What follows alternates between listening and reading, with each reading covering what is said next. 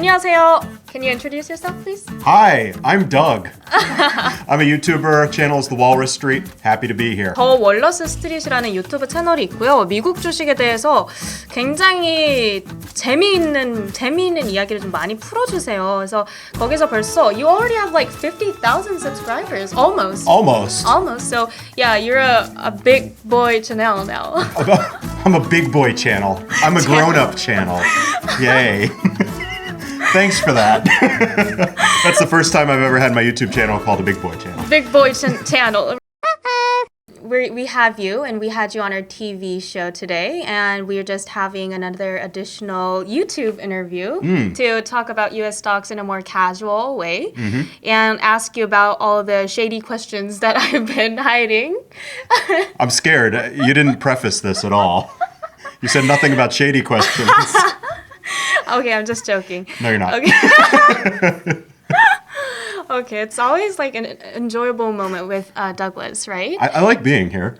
Me too. I like having you here. Aw. Thanks so much for coming. Yeah, I'm glad I could bring my big boy personality. Okay.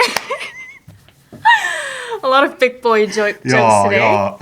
Okay, so since we don't have a lot of time, I do want to talk about, like, as Koreans, we try to do our research and we study a lot about U.S. stock and U.S. market in general, but it feels like there is an extent, many retail investors and many of my audience thinks that there is an extent in doing that because of language barriers, and there are cultural differences that we don't understand since we don't live in the United States, right? So I wanted to ask you about what are some of the most attractive and, in your point of view, undervalued stocks that like actual real American investors are paying attention to lately?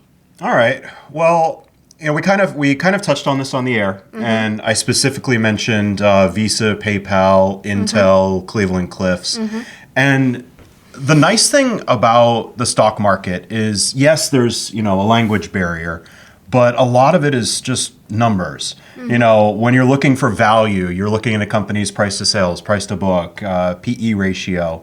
And we've been seeing a lot of value opportunities where if you look at the PE ratio of the overall market, somewhere in the 30s right now, and then you break it down by industry, and you compare a company to other companies in its industry by something like the PE ratio, then you can really identify value. So I think something that people might miss in the translation is like the fine points of the earnings reports, right? And a company's guidance. And there's a lot of like really like subtle language that's used in the guidance where they're saying, oh, we're seeing a tick down or something like that, right? And then you might see a reduced projection by like 2%. And tick down sounds like such a subtle word, but in an earnings report, it's almost like that's like an attempted cover-up by the CEO or like the CFO, where they're trying to hide the true value and mitigate, right? So I mean, I think with a lot of these value companies, look for companies that are pulling back right now. You know, we're seeing companies releasing decent earnings reports and then just tanking, really. Yeah. What's going on? Yeah, it's frustrating. And, you know, just to talk about something a little different than today, I kind of want to talk about Docusign. Nice. Now, I'm not saying Docusign is a great investment opportunity. Realistically, I don't think they have much of a moat, right? I mean, how hard is it to do an e-signature? I think anybody could develop an app for that. But Docusign is ubiquitous in the real estate industry. I didn't look up the stats, but I guarantee it's pretty close to 100% of realtors use Docusign. Like in the United States, In the United States, yeah. 100% of realtors use Docusign for contract negotiations. Actually, I think that's really true because recently I've been watching this Netflix series called Selling Sunset. And it's a series where it's a reality show that shows like the lives of realtors. They're scraping the bottom of the barrel. I can't believe that's a show.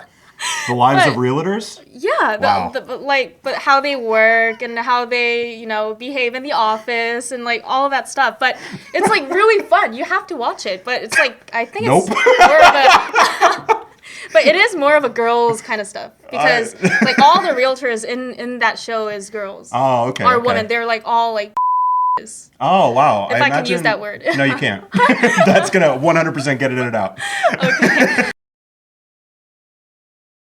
but like yeah, it's a really fun show that I'm enjoying watching. And they have like they like actually mention the word Docusign. Yeah. Like, can you? Okay, I'm gonna like hand it over to you by Docusign. Like, that's that line there. Yeah, and you're right. It's just it's everywhere. It's pervasive in the real estate industry. Yeah. That is their moat, just the adoption. So if you weren't really following Docusign, like seriously, pull up the chart. Docu is the ticker. Look what happened on Friday. We had a 41% drop in the share price on Friday, and this was absurd to me because they reported their earnings. Yeah. They had something like a 25% beat on EPS. They had something like, oh gosh, I don't remember, maybe 8% beat on revenue, something like that. That's a good. That's a good earnings report. And then they lowered their future guidance for next quarter's revenue by 2%.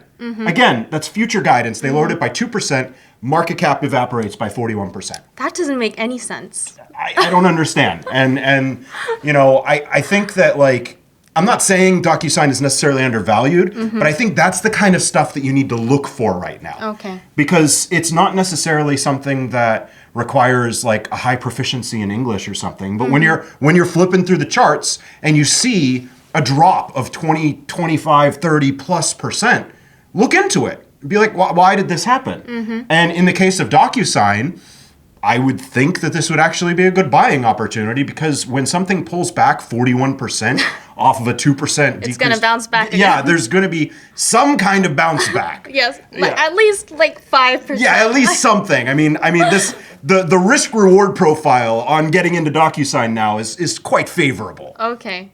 So you you think that it's a good chance to get into Docusign? Yeah, I mean, I think that better than before for sure. Okay. That's not something that I ever really thought of investing in because I really did think it was overvalued. But now, I mean, geez. So we have to pay attention to like how sensitively these stocks are reacting to their earnings report. Right.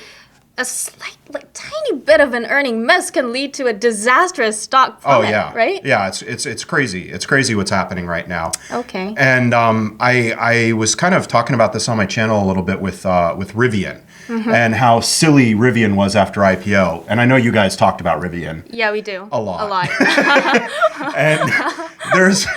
I think most people are kind of value investors at heart, right? I mean, that's we all want alpha. We all want to beat the market. We all want to find value, find a hidden gem, something like that. Right. And then I think everybody looks at Rivian and they're like, oh, no, I don't want to touch that.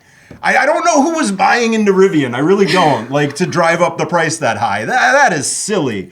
And like we talk about value, that's like the opposite of value. Yeah. Yeah. So one car per day. They make 1 car per day. Yeah, Okay. that's cool. I mean, they're scaling up their production, of course, but right now, geez, I can't even imagine. So when you're looking at the earnings, when you're searching for value, I mean, be a contrarian. Look for the red. Look for the Okay. big drops. Look for the overreactions to the negative side, and then that's how you end up finding your value. And it doesn't take a whole lot of English, I think, to do that. Really. Okay. Yeah. So when something like drops drastically, That's I pay attention. I'm like a dog that just heard the treat bag open. okay. Oh, okay. I like that. So you need to find opportunity in these kinds of drastic Yeah, drops. That's yeah. basically what you're saying, right? What's the old quote? The railroad guy. I'm gonna get crucified for not knowing his name. Oh no, I'm gonna get crucified as well because I yeah. can't think of him. All right, so he said something like, "When there's blood on the streets, buy even if the blood is your own." Baron Rothschild. Okay. Yeah, I mean that is like seriously my favorite quote about the stock market. Okay. And that was what I did on the initial COVID drop back in like March of 2020, something like that. I was sitting on a large cash position waiting for the market to drop. And I feel like in Korea, we had advanced warning, like compared to a lot of the US investors, because we're closer to China. We knew what was happening in Wuhan. yeah. We had the cases here in Korea before America had their cases. Right. We saw what happened here with the early lockdowns and whatnot. And so I remember looking at this and I was like, oh, this is going to be bad. And I was like, just like building my cash position. I ended up selling out of a lot of stuff. And then certain enough, you know, people are bleeding and everybody's selling, everybody's panicking. That's when you get in. This is still, it's a time to get in. Like you don't, I don't know, buy at all-time highs. That's just bad investing. Really? Okay, so when the market or when stocks pull back, get the chance to get in. Yeah, seriously, especially if it's a company you like. Okay. The other one that I always talk about, Cleveland Cliffs. Man, I swear I am not paid. I am not paid by Cleveland Cliffs. They do not pay me. I am not an employee. Oh, please hire me though. They are an insanely undervalued company. They're trading at a forward PE of like 3, maybe like 3.2, That's something really like that. cute. That's insane. Like the market average is above 30. They're trading at a forward PE of 3. The infrastructure bill passed. Everything needs steel.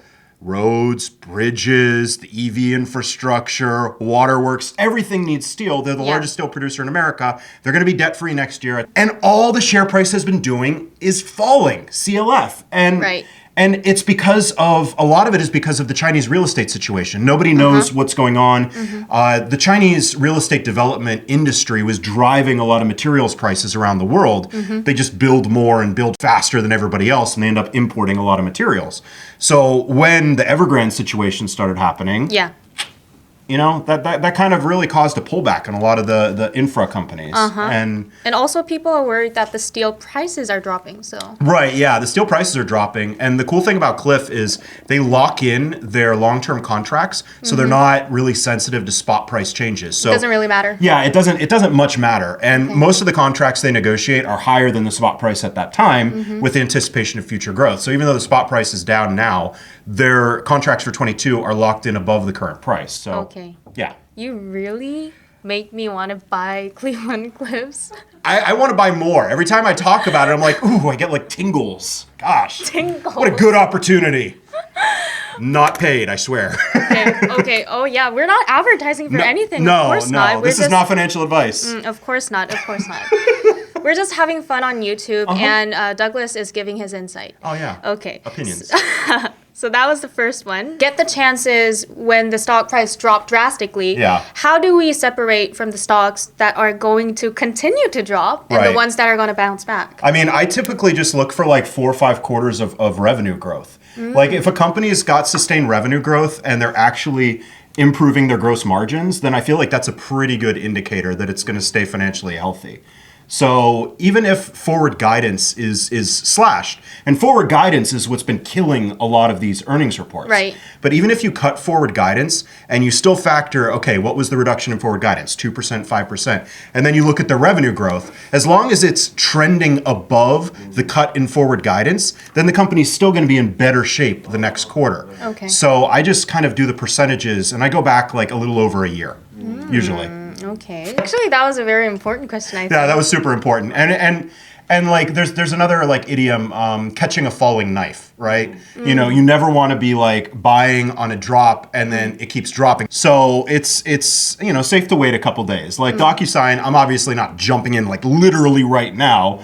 I'll give it a week because the market's falling. It's a tech stock. Tech has been super hard hit lately. Right. But this is definitely one that it's now on my radar. And I'm looking at Docusign and I'm like, okay, once I see the chart stabilize, once I see that RSI get out of oversold and start climbing again, once I see the MACD starting to stabilize, then I'm going to be like, okay, now's the time to get in. For the second question, you prepared for us some of the trends that we found throughout this shopping season, throughout Black Friday and Cyber Monday and Thanksgiving. And also, if there are any stock choices that seem preferable from the data. Okay. So you guys were actually talking about Black Friday on your last little stream here, right? You remember Black Friday shopping in the States, right? Of course I do. Right? You know, you get ready on Thanksgiving and then like you go wait in line. You know, crazy running. Yeah, running from store to store, getting in line, getting your tickets for a new laptop. Oh my God, that was so much fun. It was fun. It was legitimately a sport. It was it was a whole family affair. It was a game. Yeah, it was almost better than the Thanksgiving turkey, like going out and just blowing money on Black Friday. Yeah. Black Friday's changed. Black Friday is changed, and it's not a single day thing anymore. Most stores are trying to compete with each other and move Black Friday sales earlier and earlier. So now it's not really Black Friday, it's more like Black November.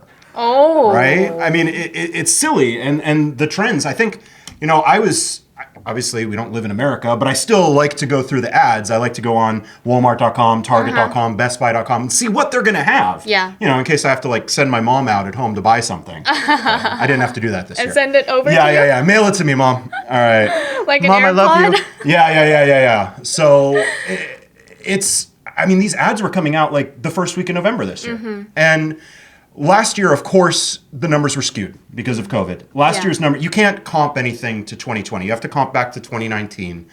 And even from 2019, we're just seeing decreased foot traffic on Black Friday. I think I saw one figure that foot traffic. English is hard. It is. Foot traffic was down like 28% on Black Friday. Yeah, that's a lot. Obviously, that's still influenced by the pandemic. The Thursday night of Thanksgiving, that's when all the Omicron news broke, so people were a little scared. Yeah. And it's almost become like Cyber Monday is a bigger deal than Black Friday at this point. Wow. People are just online shopping more and just not going into the stores. And the appeal of Black Friday before, years ago when we would go and stand in line, you couldn't get those deals online. You had to physically stand there and freeze with a line full of strangers and everybody's super angry. The holidays are magical. And you just had to wait to get into the store to get your, to spend your money. Right. But now you could just do everything online. So that's I think one, retail trend. Yeah, I guess that's retail. a trend. Is that a word? Retail trend? Yeah, retail trend. We can say that, right? Yeah, we're going to call that a retail trend. Okay. So, that's the retail trend. Yeah. Then what should we pay attention to? So, I think that of all the retail trends that we've seen, every time we get an earnings report from a retail company, it's the same crap again and again. Oh, the supply chain is expensive. There's extra costs, fuel and shipping, blah, blah, blah. That's so accurate. Yeah, every single, like the CEO, I would bet money the first two sentences of an earnings report is as soon as the CEO, he gets on, he's like, shipping is expensive. I saw a lot of that. Oh, there it is. Got it. It's like as dependable as Jay Powell saying inflation was transitory. We have this trend then where the earnings reports are all the same, and what companies are doing, the more wealthy cash flow positive retail companies, is instead of passing on the inflation costs to their consumers, they're actually allowing it to eat into their margin. So they're becoming less profitable and they're trying to mitigate the consumer cost. And if you're a smaller retailer, you just can't do that well because you don't have the money to do it. So the larger retailers, companies like Walmart and Target, are able to mitigate the cost rises for their consumers. And this is a situation, this inflationary environment, where literally the rich get richer. The big companies get bigger because they're able to secure brand loyalty at this time. And something that I've seen, one company that's doing this better than anybody else is Target, ticker TGT. Target is, the CEO in the last earnings report, go back, look at his quotes. He is like hell-bent on not passing on inflated costs to the consumer. Yeah, I remember that. And he's willing almost to just eat into the margin completely, and the store might not be profitable for a quarter to whatever until inflation subsides. And his whole thing here is don't lose customers. We don't want them to shop elsewhere. So that works. That strategy works. It's working for Target. And so they're mitigating the costs for their consumers, but that attracts more consumers actually. So overall revenue works better while their margin is going down a little. Yeah, exactly. Yeah, Okay. and it's very, very future looking. And what we should see in a couple quarters here is Target projecting higher and higher numbers for future revenue growth if their strategy works. Okay. It looks like it's going to work. And also Target has the added benefit of not being Walmart. Not being Walmart. That's what a do you mean? joke. Oh, it was a joke? Have you ever walked into a Walmart? Of course I have. Have you walked into a Target? Yeah. Yeah, you don't want to take a shower when you leave Target. Exactly. When you leave Walmart, you just want to boil your skin off, Yeah. right? That is just not a fun place to be. I kind of had that feeling too. Yeah, exactly. So Target's, I think, biggest advantage is not being Walmart. Okay. So like Nobody's gonna get that joke. Oh. Okay. In my experience, Target is like a lot cleaner, a lot Yes. neater, Yes. a lot whiter. Yeah, well, I mean, and when lights get burnt out at Target, they replace them. When lights go out at Walmart, then they're just like, They shop just in the leave dark. You can't see that we didn't clean the floors if the lights are off. When you go to Walmart, I remember that you can see like the concrete gray Yeah, floor yeah. still there. Yeah, Walmart was doing the urban industrial trend before it was a trend. They were just doing it to save money. Okay, the biggest advantage of Target is the fact that it's not Walmart. Exactly, Okay, exactly. We'll keep that in mind. Yeah. Okay, since you have to go now, it's 7:52. We have to wrap up from here. Yeah. Too bad. Yeah. Sad. Yeah, too bad, so sad. But we will have you again on our show soon. I hope so. I hope so. Yeah. Thank you so much for coming today and sharing all these wonderful insights. We always are so eager to know about more about what actual American retail investors are thinking about and what they're into. So A lot of fun. it is for me as well. We hope to have you back real soon. Okay. And thanks so much for coming today. Hey, thanks for having me. Goodbye, everybody. Bye.